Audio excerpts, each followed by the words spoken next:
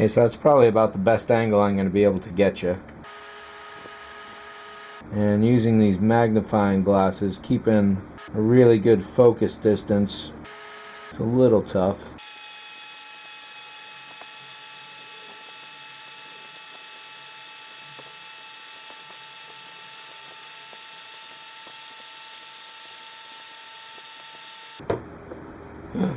Ooh.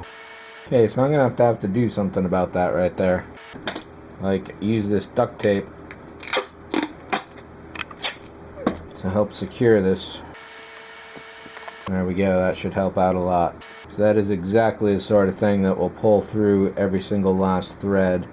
You just spent, what was it, like an hour or so I think to do the first one. It probably took me 30 to 40 minutes to do the second command box, console, control panel, whatever the thing is.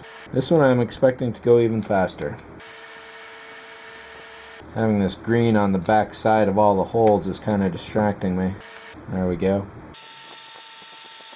And because the fiber optic is clear, it's exceptionally difficult to see it. Difficult to see which hole that it's going through. With a black background, even if it was lit up from the back, you'd still have a tough time seeing what's going on. It's like seeing fishing line underwater. If you ever gone fishing, you know how invisible that stuff can get. As I mentioned in the previous video, keeping track of the number of the hole you are on definitely helps out. So here we go with hole number 3 of 6.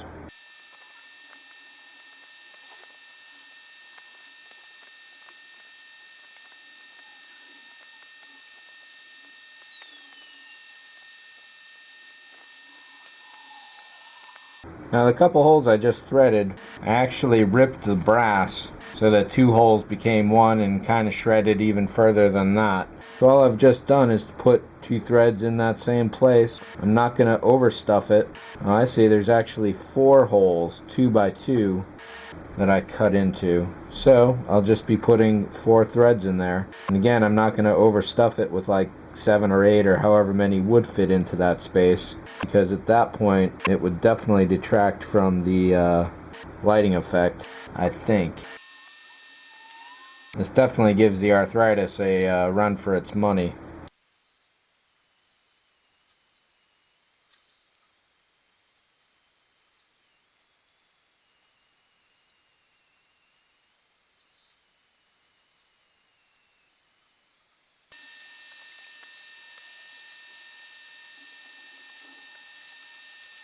Okay, so that was 38 minutes from the time I started rolling the tape. One more thing I have to do here is, looks like I don't have any 0.5 millimeters, so this is all, excuse me, these are all the small holes. Now there's about, let's see here, 4, 5, 8 or 9 larger holes that run along the bottom. So for that, I'm going to cut up a few feet of 5 millimeter. The 5 millimeter is going to be going to different area. So all of these guys are going to the same several different yellow LEDs. All the ones on the bottom are entirely different colors, and I may have to thread those anywhere within the body. So I'm cutting all of these nice and long. So here's 4 of them. I'll have to cut a few more. I mentioned how in the second console, half threads fell out. What I had done was I got it all like this. I used the same method here. And then when I finished all of these, I taped them off on one side. And then I proceeded to try and shove all of these larger threads in. And what happened was, while I was pushing from this front side, I was also pushing a bunch of these little guys, and by the time it was all over, it was basically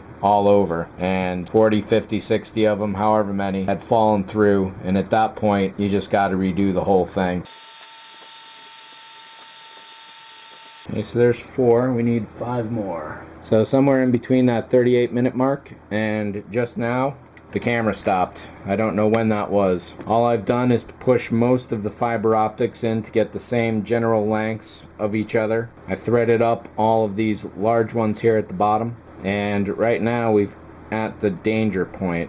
I want to get as much length on the back of these as I can without having any go through. There we are. So unfortunately I have no idea when the battery died on this camera. I don't know how much of that just got lost, how much of it stayed, but I got the spare fiber all bagged up, The pinching is going on okay with this guy here.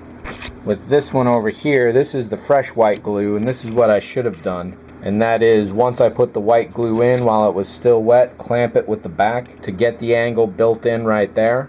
So essentially what happened with this and the other console was that I put the white glue on the back here, and then I hung it from the ceiling right over there to let it all drip down, but it's still, as you can see, fairly up there, and that's making it a little stiffer than it needs to be. So that's going to have to be forcibly pinched back into place. This guy, however, is pre-pinched into place, and it's going to be a really nice tight fit. So definitely keep this trick in mind, and I'll see you in the next video.